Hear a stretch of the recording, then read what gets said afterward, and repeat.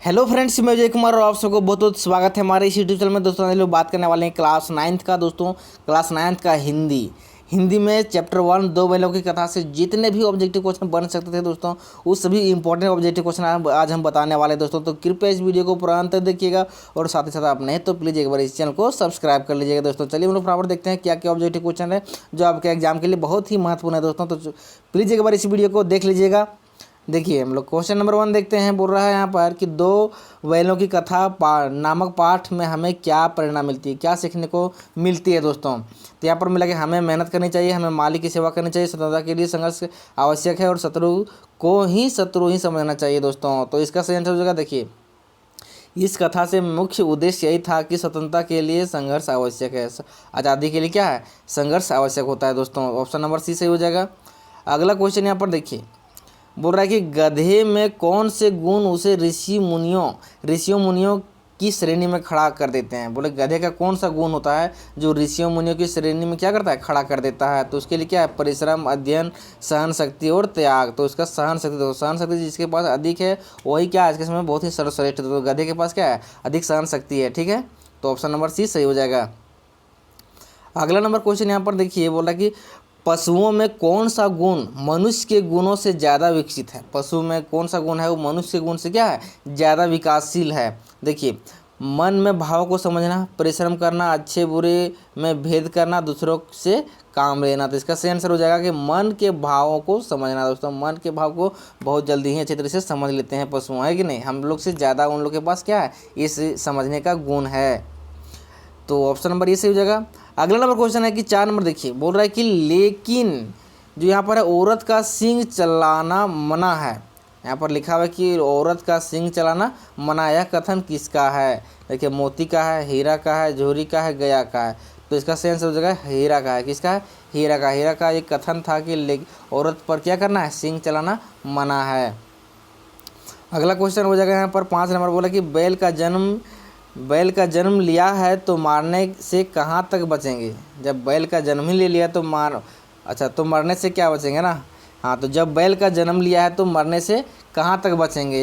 यह कथन किसका है, कांजी होश के चौकीदार का, झूरी का, गया कर, मोती का। तो इसका सही आंसर हो जाएगा कांजी होश के चौकीदार का दोस्तों। तो इसका सही आंसर ये हो जाएगा। अगला क्वेश्चन यहाँ पर देखिए, बोल रहा है कि गिरे हुए वेरी पर सींग नहीं चलाना चाहिए।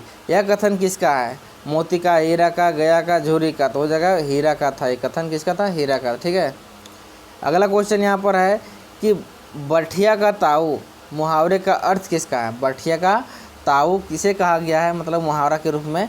तो बैल के भाई को, सांड को, मूर्ख व्यक्ति को, कोल्हू का बैल को। तो इसका सही आंसर जो हो जाएगा मूर्ख व्यक्ति को कहा गया है। ठीक है, तो ऑप्शन नंबर सी सही हो जाएगा।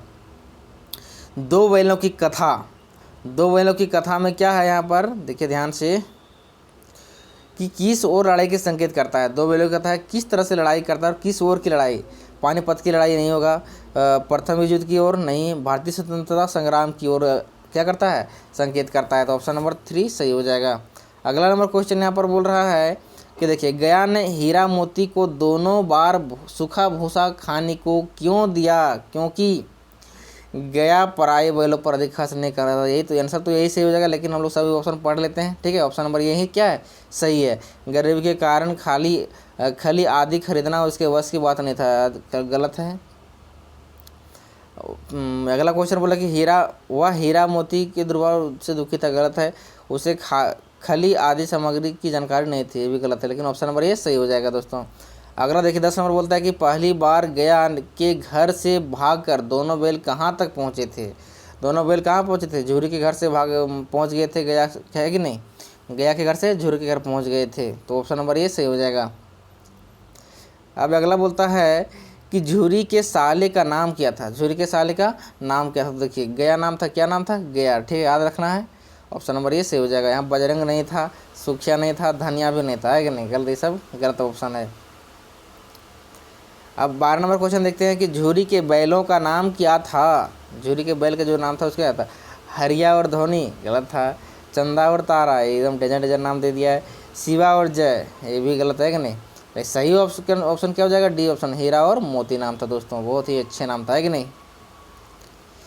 अगला, प्रेमचंद का निधन कब हुआ था? प्रेमचंद का निधन कब हुआ था दोस्तों? 1926 में, 1936 में, 1946 में, 1935 में। तो ऑप्शन नंबर सही बी सही हो जाएगा, 1936 ईस्वी में। अगला क्वेश्चन यहाँ पर बोला कि निम्नलिखित में से कौन सी रचना प्रेमचंद की नहीं है? इनमें से कौन सी रचना क्या है? प्रेमचंद की नहीं है। दौड़ा, कोस, रंगभूमि तो है, कर्मभूमि है, गोदान भी है, ये क्या है? दौड़ा, कोस नहीं है दोस्तों। नहीं का क्वेश्चन पूछ रहा है तो नहीं हुआ, थोड़ा इंडिकेट कर लीजिएगा तभी आंसर दीजिएगा। ऐसा नहीं कि प्रेमचंद की कहानी को एक मार दीजिएगा तो गलत हो जाएगा, ठीक है। प्रेमचंद, देखिए प्रेमचंद का जन्म कहाँ हुआ था? जगह का नाम बताइए। जगह का नाम देखिए क्या हो जाएगा? इलाहाबाद में, लखनऊ में, वाराणसी के पास लम्ही गांव में, आगरा के पास क्या है? फतेहपुर में। तो इसका सही आंसर हो जाएगा वाराणसी के पास क्या है? लम्ही गांव में, ठीक है। तो ऑप्शन नंबर सी सही हो जाएगा। एक गद्यांश है दोस्तों, गद्यांश भी बहुत ही इंपॉर्टेंट है, इसको पढ़ लीजिए एक बार, ठीक है। गद्यांश का आंसर कैसे देते हैं सो देखिए, पहले गद्यांश को अच्छी तरह से पढ़ लीजिए। बोला कि गधे को कभी क्रोध करते नहीं सुना ना देखा, जितना चाहो गरीब को मारो, चाहे जैसी खराब सड़ी हुई घास सामने डाल दो, उसके चेहरे पर हमेशा क्या रहता है? कभी असंतोष की छाया भी नहीं दिखाई देगी।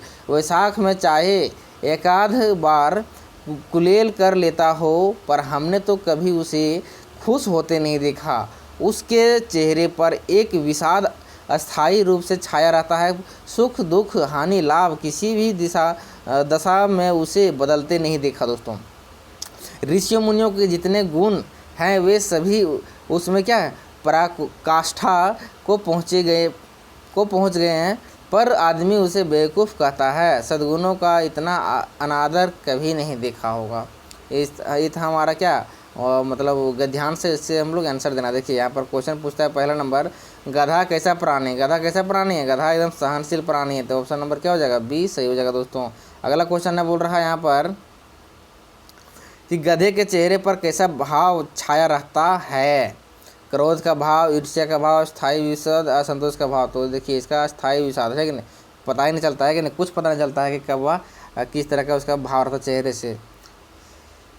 अगला नंबर क्वेश्चन यहाँ पर बोल रहा है, देखिए बोल रहा है यहाँ पर कि गधे में ऋषि मुनियों का कौन सा गुण पाया जाता है? गधे में, ठीक है। तो देखिए गधे में कौन सा पाया जाता है? तो योग का साधना गलत हो जाएगा, परोपकार गलत हो जाएगा, विद्वता गलत हो जाएगा, सुख दुख में समान भाव रखने वाला, एकदम हमेशा सुख दुख में क्या रहता है? समान भाव रखता है। अपने ऋषि मुनि का जैसा गुण उसका पाया जाता है, ठीक है। तो अगला नंबर देखते हैं, बोलता है यहाँ पर कि गधे को आदमी क्या समझता है? गधे को आदमी क्या समझता है? बेवकूफ़ समझता है, संत समझता है और लाचार समझता है, क्या समझता है? तो उसका जो सही आंसर हो जाएगा, और बेवकूफ़ समझता है। क्या समझता है? बेवकूफ़, ठीक है। गधे को आदमी क्या समझता है? बेवकूफ़ समझता है।